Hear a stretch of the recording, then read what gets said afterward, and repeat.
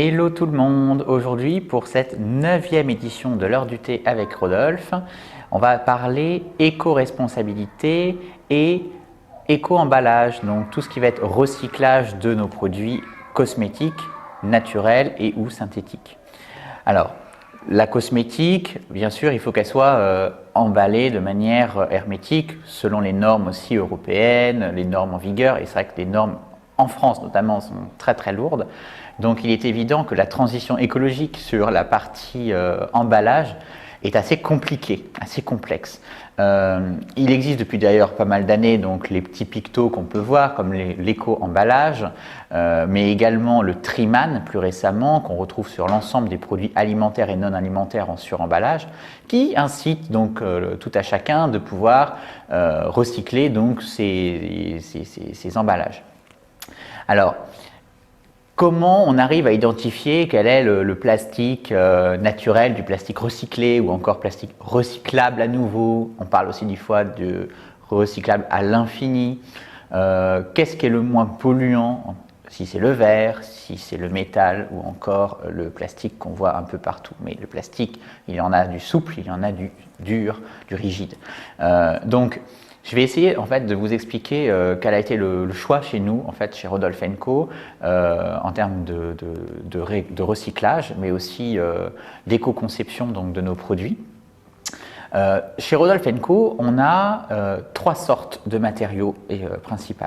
On a en matériel principal, on a le plastique recyclable et recyclé, c'est-à-dire que ce plastique a d'abord fait l'objet d'un premier recyclage.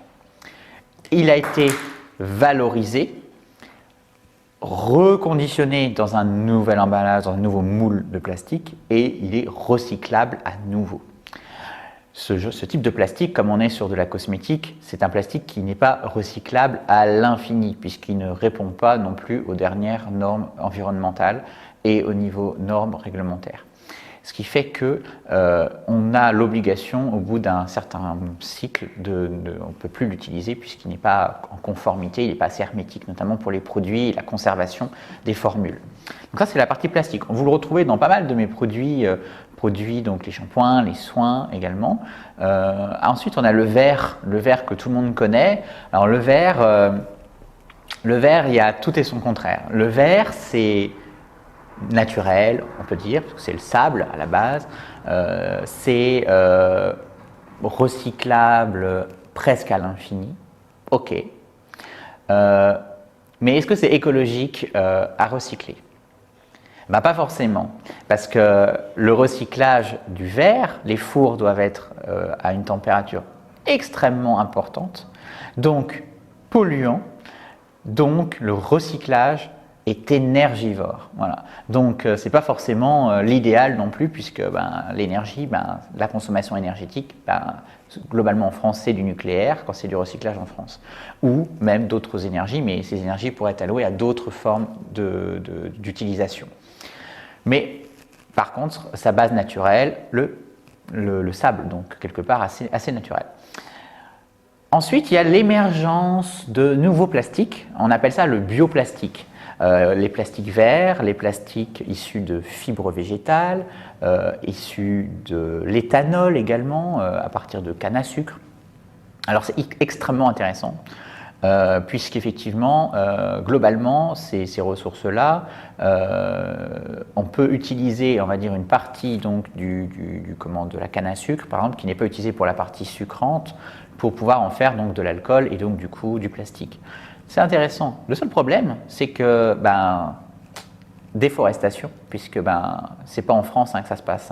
Ça va être au Brésil, ça va être dans de larges contrées qui justement vont couper beaucoup d'arbres, vont utiliser ces champs-là à des fins d'agriculture intensive pour ce type d'utilisation, mais au détriment du coup de l'environnement, de la biodiversité. Donc voilà. Alors il y a ça. Puis il y a aussi l'autre point. Brésil, ça nous parle de quoi? Ça veut dire, je ne sais pas, dans les 5, 6, 7 000 km de l'Europe. Donc, écologique, pas vraiment, parce qu'il va falloir ramener ça après en Europe pour que ça soit transformé dans des usines, par exemple comme l'une des plus importantes qui est au nord de l'Italie, ou même en France, on a encore quelques sites de production de plastique. Donc c'est bien beau tout ça, mais oui, par contre le plastique est naturel, mais il est éco-sourcé à partir de matières qui viennent de l'autre bout du monde, donc bon, c'est aussi une phase de réflexion. Ensuite, il y a quelque chose de très intéressant, mais il faut être un peu patient et du coup peut-être un petit peu dans le futur. On parle de plastique qui va être compostable industriellement. Alors là, on se perd parce qu'au final, on composte nos déchets organiques à la maison, dans les campagnes, etc. Il y a pas mal de mouvements aussi, même dans les villes comme à Paris, où on peut avoir des solutions assez intéressantes. Donc ça, c'est vraiment très bien. Mais le compostage industriel, ça voudrait dire qu'il y aurait donc toujours ce bac vert, pour ceux qui sont en Ile-de-France par exemple, ce bac vert, ce bac jaune, et il y aurait un troisième bac qui arriverait éventuellement, ce serait un bac pour les déchets issus donc de matières organiques et non organiques, compostables industriellement, et donc du coup des plastiques. Et ces plastiques-là se décomposeraient industriellement dans des centrales de déchetterie à usage exclusif donc de ces valorisations de déchets. Donc hyper intéressant, mais on parle de 2030 je crois, donc bon, ça laisse beaucoup d'espoir, pas mal de revues scientifiques en parlent. Est-ce que l'État du coup mettra des choses en place et notamment les collectivités locales? J'espère vraiment, parce que la valorisation en local, je pense que c'est la meilleure manière de valoriser les produits plutôt que de les envoyer à l'autre bout du monde ou faire venir de l'autre bout du monde des produits. Je pense qu'il y aurait matière à faire des choses.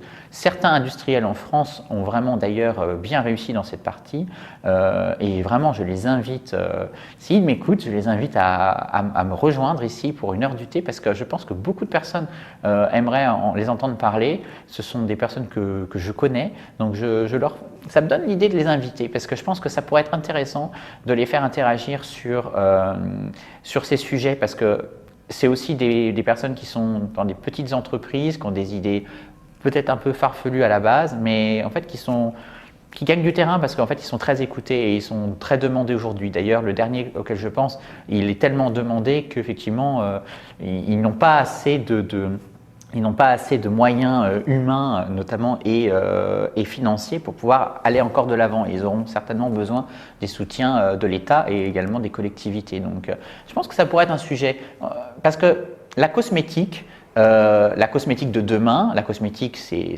extrêmement vaste, mais la cosmétique de demain, elle doit être valorisable.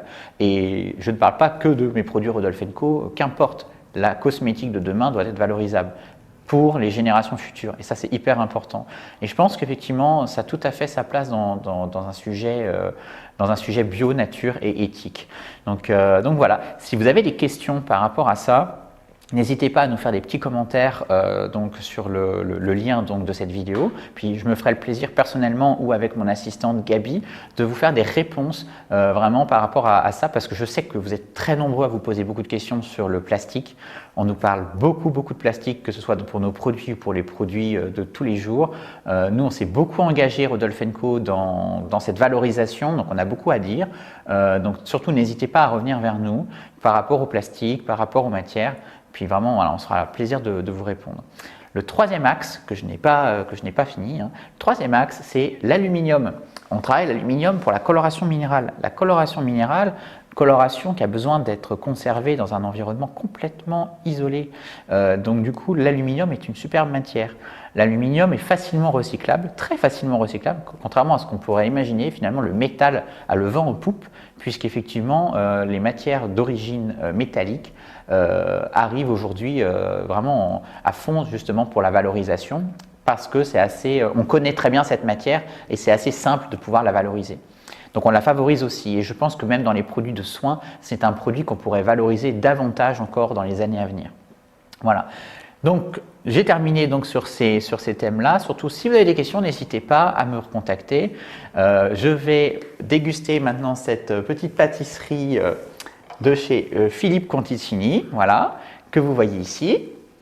Voilà. C'est tout de suite plus glamour que de parler recyclage, hein, vous avez vu, hein, voilà.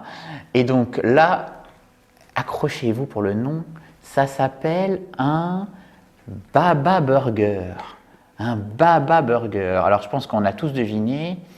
Il va pas faire long feu. Crème fouettée, on va dire crème pâtissière aromatisée au rhum, dans un pain burger façon Baba. Pouf, tuerie. Eh bien écoutez, je pense qu'il ne va pas faire un pli. Sur ce, je vous souhaite une très bonne fin de journée, une bonne soirée, et puis à la prochaine pour une nouvelle heure du thé.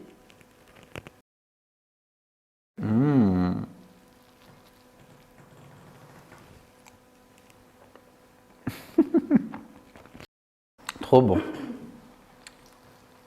Eh bien, je vous invite à découvrir sa pâtisserie parce que j'aime déjà énormément ses créations. Énormément ses créations. On en a déjà, je crois d'ailleurs, parlé hein, dans d'autres heures du thé. Et je crois que c'est vraiment l'un de mes coups de cœur parisiens parce que c'est léger, c'est plein de saveurs. C'est vrai, hein, la vanille, elle est douce, c'est très peu sucré, c'est très aérien. Franchement, même pour ceux qui n'aiment pas le baba au rhum, c'est très très léger en rhum. Franchement, avant d'être bourré avec un produit pareil, il faut en manger. Hein. Je pense que on prend plus de poids que de milligrammes d'alcool dans le sang. Très aromatique.